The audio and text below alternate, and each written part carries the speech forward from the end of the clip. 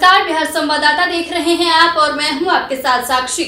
बता दें, पहली बार बनी आरजेडी के प्रदेश अध्यक्ष ऋतु जायसवाल ने प्रेस कॉन्फ्रेंस का आयोजन किया। प्रेस कॉन्फ्रेंस में उन्होंने कहा कि उन्हें इस समय पदभार सौंपा गया है जब लोकसभा चुनाव में 1 साल से भी कम समय बाकी है और 2025 में भी विधानसभा चुनाव होना है। साथ ही उन्होंने 5 प्रमुख बातों को लेकर बातचीत की।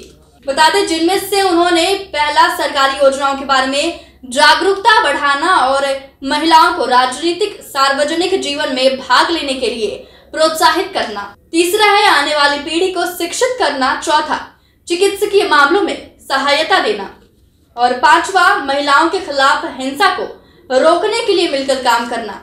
आइए आपको दिखाते हैं कि आरजेडी के प्रदेश अध्यक्ष ऋतु जायसवाल ने क्या कुछ कहा है प्रेस कॉन्फ्रेंस में। तो राष्ट्रीय जनता दल के महिला प्रकोष्ठ का प्रदेश अध्यक्ष ऐसे वक्त में मुझे बनाया गया है जहां पे कि आप देख रहे हैं कि 2024 का चुनाव है और उसके तुरंत बाद 2025 का चुनाव है। मुझे लगता है कि इतने कम वक्त में एक मजबूत संगठन को तैयार करना है। पहले से चूँकि है संगठन, ऐसा नहीं है, लेकिन उसके बावजूद भी एक मजबूती देनी है और वक्त बहुत कम है, तो एक चैलेंज के तौर पर मैं इसको लेती हूँ और इसके लिए मैं अपने शीर्ष नेतृत्व को, जिन्होंने मुझ पर ये भरोसा जताया है और ये इतनी बड़ी जिम्मेवारी दी है, मैं हमारे माननीय राष्ट्रीय अध्यक्ष लालू प्रसाद यादव जी के प्रति, माँ राबड़ी देवी जी के प्रति, हमारी महिला की राष्ट्रीय अध्यक्ष कांति सिंह मैम के प्रति,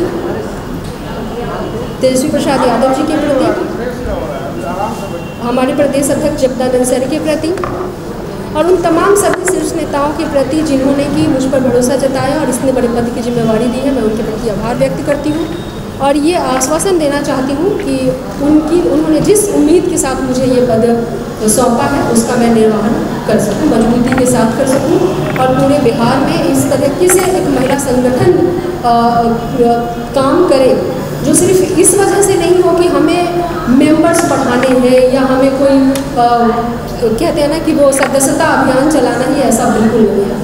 राष्ट्रीय जनता दल का महिला प्रकोष्ठ इस तरीके से काम करेगा कि बिहार की महिलाओं को लगेगा कि वो एक सुरक्षित हाथों में है, जहाँ की महिला संगठन उनके किसी भी काम के लिए उनके साथ है। अगर आपका कुछ सवाल हो तो आप कर सकते हैं, अदरवाइज मैं कंटिन्यू करूँ जो मुझे कहना है। ठीक है, बोल लीजिए। मैं बोल ही लेती हूँ। चूँकि मैं मुखिया के तौर पे भी मैंने किया है, गांव में भी मैं रही हूँ, तो मुझे पता है कि चीज़ें दिक्कतें कहाँ कहाँ पे हैं। मुझे सबसे ज़्यादा दिक्कत नज़र आती है वो गांव में ये नज़र आई जहाँ पे कि मान लीजिए एक नॉर्मल डिलीवरी होनी है और उस नॉर्मल डिलीवरी को भी दलाल के हाथों में पहुँचा करके प्राइवेट अस्पतालों में इस तरह से पहुँचाया जाता है जहाँ उस परिवार के पास 200 रुपये टेम्पो भाड़ा के नहीं है कि वो लेके सदर अस्पताल तक जा सके। वहाँ पे उसको प्राइवेट अस्पताल तक ले जाना और वहाँ 40 से 45 या 50 क्या पता कितना खर्च लगता हो, उस परिवार को कर्ज में डुबा देने का काम करता है। उसका ब्याज का दर 3 से 4% इस तरीके से होता है कि उसका ब्याज को सधाने में उस परिवार की जान निकल जाती है।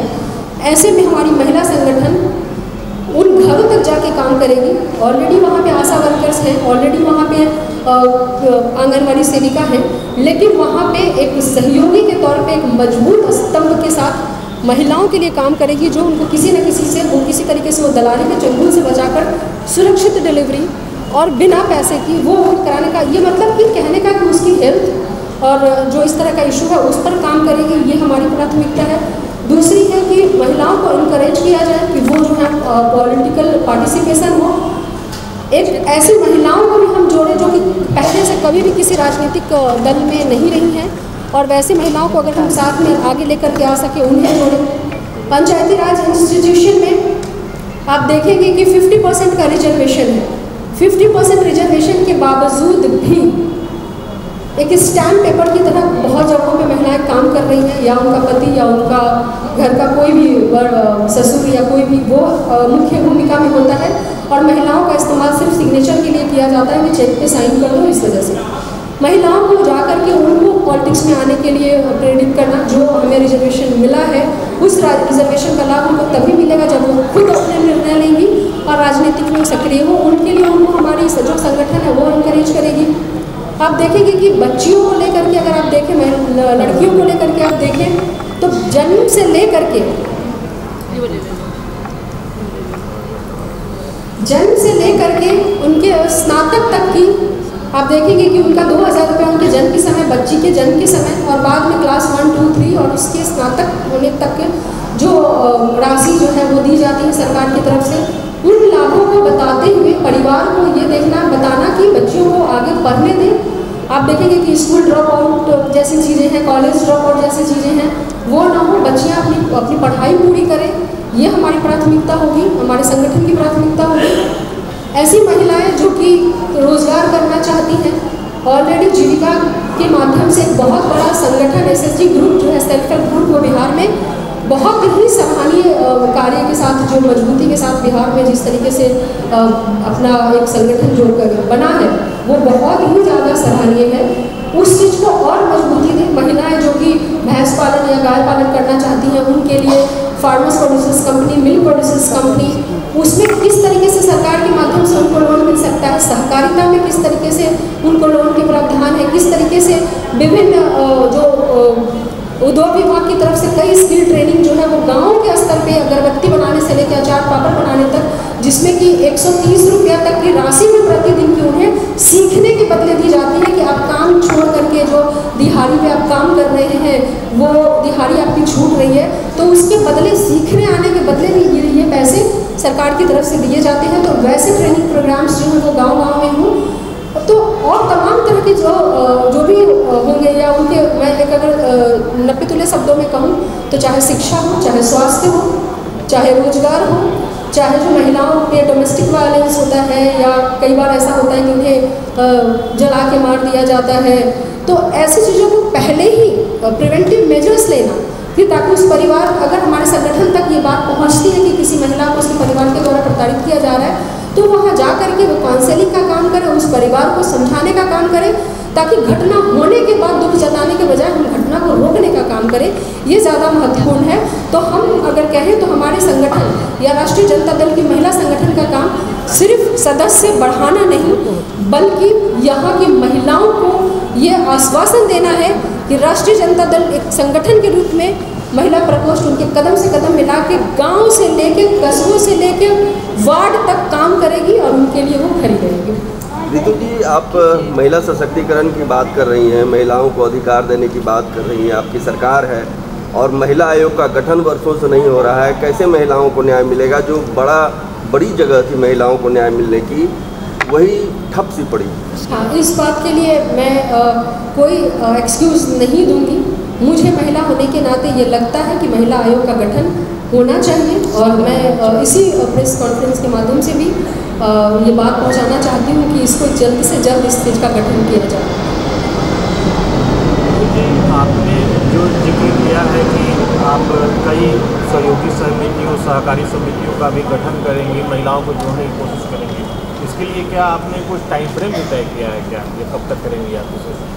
नहीं, जैसे हम इसमें क्या है कि जो महिलाएं ऐसा मान लीजिए कि SHG ग्रुप तो जीविका के दौर पर चल ही रही है, अगर कोई ऐसी है जो कि एक मान लीजिए कि मिल्क प्रोड्यूसर्स कंपनी अगर वो बना ले, या फार्मर्स प्रोड्यूसर्स कंपनी बना ले। नॉर्मली क्या होता है कि जब हम किसानों की बात करते हैं तो पुरुष का चेहरा पगड़ी बांधे हुए नज़र में पसीने से लथपथ आता है, लेकिन हकीकत गाँव की ये है कि पुरुष जो है वो ज़्यादातर माइग्रेटेड हैं, और किसान के तौर पर जो काम कर रही है गांव में, आलू लगाने से लेकर उखाड़ने तक, धान बोने से लेकर काटने तक का काम महिला कर रही है। उनका अगर SHG ग्रुप बना करके, उनका अगर हम कंपनी बना करके उन्हें सरकार, हम अपनी तरफ से कुछ नहीं करने वाले हैं सहयोग के सिवा, हमारा सहयोग होगा कि जो सरकार के द्वारा जो प्रावधान है, जो सरकार के द्वारा जो चीज़ें हैं, उसको उसके रास्ते बता करके वो काम कराना, और टाइम फ्रेम है। मैं कभी भी किसी वैसे फ़ोटो को नहीं मानती जो किसी फ्रेम में नहीं है। तो निश्चित तौर पे शुरुआत दिखेगी और आपको लगेगा कि इस दिशा में काम हो रहा है, और आपको वो चीज़ें नज़र आएंगी जल्दी। इन सारे कार्यों को धरातल पे किस प्रकार से उतारें, क्योंकि कागज में एक मेंशन करना और धरातल पे कार्य करना बहुत अंतर होता है। बहुत अंतर होता है। ये कैसे सहयोग बिहार के निश्चित तौर पर बहुत अंतर होता है। ये सारी चीज़ें ऑलरेडी सरकार की तरफ से की जा रही हैं, मैं कुछ भी नया नहीं करने जा रही हूँ। जो भी मैंने आपको मेंशन किया है वो सारी चीज़ें ये वर्तमान सरकार गंभीरतापूर्वक काम कर रही है, चाहे वो शिक्षा का हो, चिकित्सा का हो, रोजगार का हो, हर क्षेत्र में। और स्पेशली मेरा मकसद महिलाओं की चीज़ों को लेकर के है, तो ऑलरेडी इस पर काम कर रहे हैं। हमें तो बस उनको सपोर्ट करना है, वो रास्ता दिखाना है, उन चीज़ों तक उन्हें पहुंचाना है ताकि एक सिंगल विंडो में उनका काम हो सके, उन्हें इधर उधर भागना नहीं पड़े। सपोज करिए कि किसी को कोई मान लीजिए कि फार्मर्स प्रोड्यूसर्स कंपनी बनानी है, तो उनका पैन कार्ड बनाने से लेकर के उनका रजिस्ट्रेशन से लेकर के वो एक सिंगल विंडो, ये ऑलरेडी सरकार की तरफ से किया जा रहा है, लेकिन उस चीज़ को रास्ता दिखाने का काम हमारा संगठन करेगी, उसको काम करवाने का काम संगठन करेगी। तो आपने देखा कि ऋतु जायसवाल ने किस तरह से महिलाओं के ऊपर खास ध्यान देते हुए बातचीत की। आपको हमारी वीडियो कैसी लगी कमेंट बॉक्स में जरूर बताएं और हमारे चैनल को सब्सक्राइब करना ना भूलें।